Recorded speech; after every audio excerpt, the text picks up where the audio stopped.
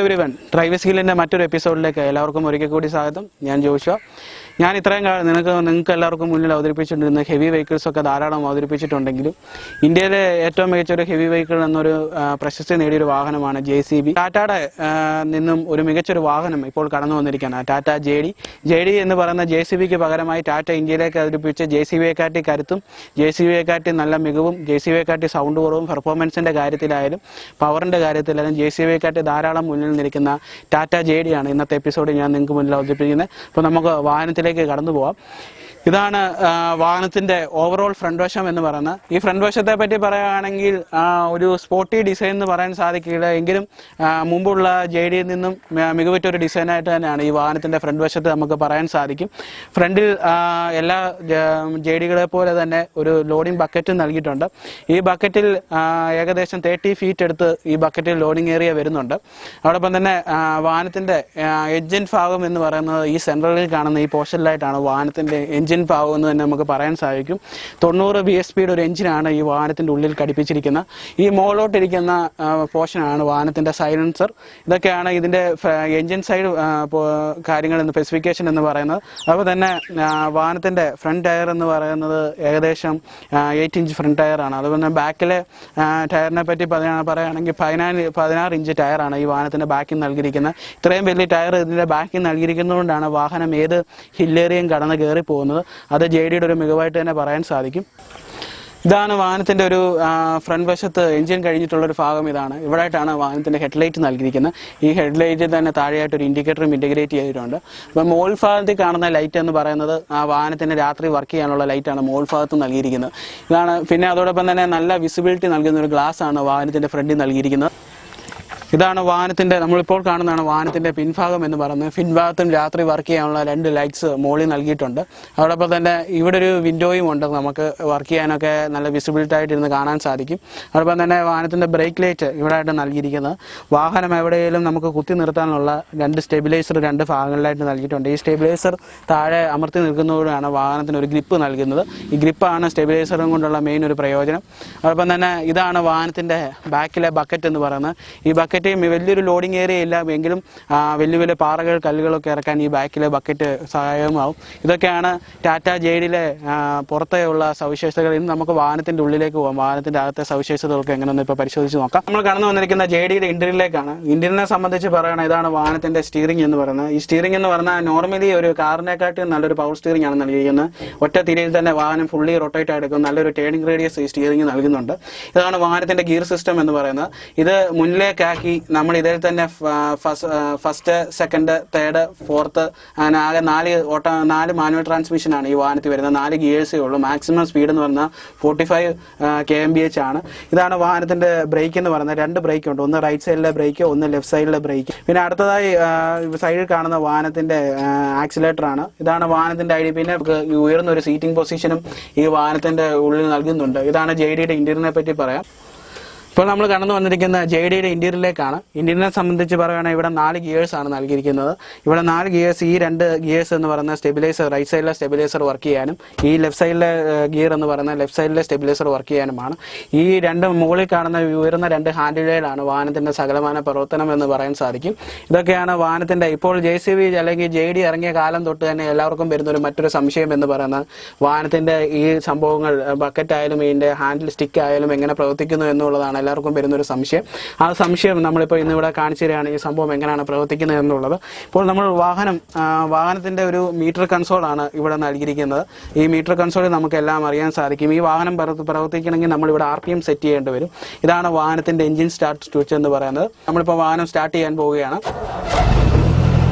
ഇതാണ് ഈ രണ്ട് ലിവേഴ്സിലാണ് വാഹനത്തിൻ്റെ സകലമാന പ്രവർത്തനങ്ങളും എന്ന് പറയാൻ സാധിക്കും. ഈ സ്റ്റിക്ക് നമ്മൾ ഉയർത്തുന്നതോടുകൂടി ഈ സ്റ്റിക്ക് മുന്നിലേക്കാക്കുമ്പോൾ ആ സ്റ്റിക്ക് അവിടെ ഉയരുകയാണ്. ഈ സ്റ്റിക്ക് താഴത്തേക്കാക്കുമ്പോൾ ഈ സ്റ്റിക്ക് താഴോട്ടാവും. പിന്നെ ഇതിനകത്ത് സ്റ്റിക്ക് ലെഫ്റ്റ് സൈഡിലോട്ടാക്കണ ഈ സ്റ്റിക്ക് ലെഫ്റ്റിലോട്ട് അമർത്തുക. അത് തന്നെ താഴോട്ടാക്കണ താഴേക്ക് അമർത്തുക. ഇങ്ങനെയുള്ള ഐറ്റംസൊക്കെയാണ്, ഇങ്ങനെയുള്ള സംഭവങ്ങളാണ് ഇതിനകത്ത് വരുന്നത്. പിന്നെ ഈ സ്റ്റിക്ക് നമ്മൾ മുകളിലേക്ക് ഉയർത്തി അതോടൊപ്പം തന്നെ ബക്കറ്റ് നമുക്ക് അതിൽ തന്നെ അഡ്ജസ്റ്റ് ചെയ്യാൻ പറ്റും.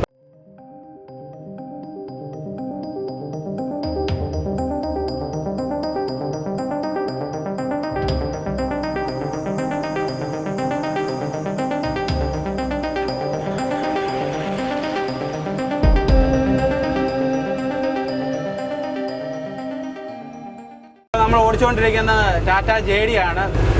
ഈ വാഹനത്തിൽ ഞാൻ ഓടിച്ചിട്ട് വരുന്ന ഒരു പ്രോബ്ലം എന്ന് പറയുന്നത് ഹാൻഡിലിംഗ് ബാലൻസ് വലിയ ബുദ്ധിമുട്ടുള്ളൊരു വാഹനമാണ്. അതാണ് ഈ വാഹനത്തിൽ ഞാൻ ഓടിച്ചിട്ട് ഉള്ള മറ്റൊരു പ്രോബ്ലം എന്ന് പറയുന്നത്. എങ്കിലും മികച്ചൊരു വാഹനമായിട്ട് തന്നെ ഞാൻ കണക്കാക്കാം. ഇതിൻ്റെ പുറമേ കേൾക്കുന്ന സൗണ്ടൊന്നും ഈ വാഹനത്തിൻ്റെ ഉള്ളിലിരിക്കുമ്പോൾ നമുക്ക് ഫീൽ ചെയ്യുന്നില്ല.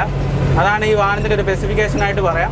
പിന്നെ ഇത്രയും വലിയ വിൻഡോസും കാര്യങ്ങളും ഒക്കെ നൽകിക്കൊണ്ട് നല്ലൊരു വിസിബിലിറ്റിയാണ് ഈ വാഹനം നൽകിക്കൊണ്ടിരിക്കുന്നത്. മികച്ചൊരു വാഹനമായിട്ട് തന്നെ ഇതിനെ കണക്കാക്കാൻ സാധിക്കും. നല്ലൊരു പവർ ഡെലിവറിയാണ് ഈ വാഹനം തരുന്നത്. ഒരു റേസ് കിട്ടിയതിന് ശേഷമേ നമുക്ക് വാഹനം മുന്നോട്ടെടുക്കാൻ സാധിക്കുള്ളൂ. വാഹനത്തിൻ്റെ ഫ്രണ്ട് പൊങ്ങിപ്പോവും. അത്രമാത്രമുള്ളൊരു പവർ ഡെലിവറിയാണ് ഈ വാഹനം നൽകുന്നത്.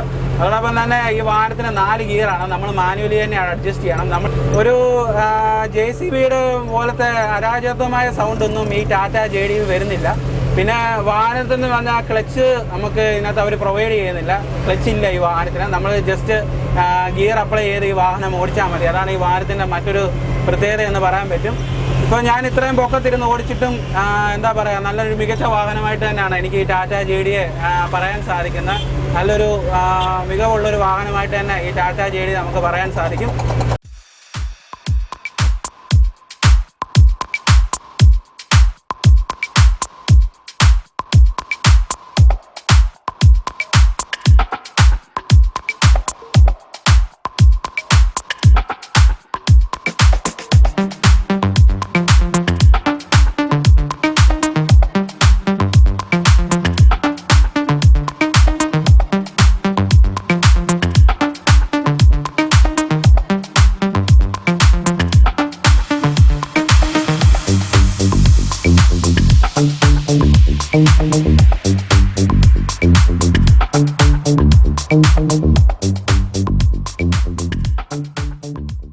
JDയെ സംബന്ധിച്ച് നമ്മൾ പറയുകയാണെങ്കിൽ JDയുടെ പാർട്സുകൾ ലഭ്യത വളരെ കുറവാണ്. PSNL വാഹനത്തിന്റെ ഷോറൂമിലൊക്കെ വളരെ പാർട്സ് കിട്ടാൻ വളരെ ബുദ്ധിമുട്ടാണ്.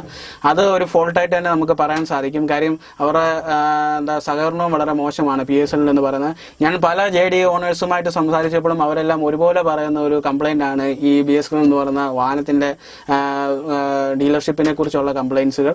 അതൊക്കെ അവർ പരിഹരിക്കുകയാണെങ്കിൽ ധാരാളം JDകൾ ഇന്ന് ഇന്ത്യയിൽ വിൽക്കപ്പെടും. അതിനുള്ള എല്ലാവിധ ക്വാളിറ്റിയും മികവും ഒക്കെ ഈ വാഹനത്തിലുണ്ട്. നല്ലൊരു ക്വാളിറ്റി, നല്ലൊരു പെർഫോമൻസ് നൽകുന്ന ഒരു വാഹനമാണ്. അടുത്ത എപ്പിസോഡിൽ നമ്മൾ ടെസ്റ്റ് ഡ്രൈവ് ചെയ്യുക എന്ന് പറയുന്നത് ടാറ്റ JD ആണ്. JDയെ പറ്റി ഞാനിപ്പോൾ JD വർക്ക് ചെയ്ത് നോക്കിയപ്പോഴൊക്കെ നല്ലൊരു കൺട്രോളാണ് വാഹനം നൽകുന്നത്. ഞാൻ ഇന്ന് റോഡിൽ കൂടെ ടെസ്റ്റ് ഡ്രൈവ് ചെയ്ത് ഇപ്പോൾ നോക്കിയപ്പോഴൊക്കെ നല്ല പെർഫോമൻസ് നൽകുന്ന ഒരു വാഹനമാണ്.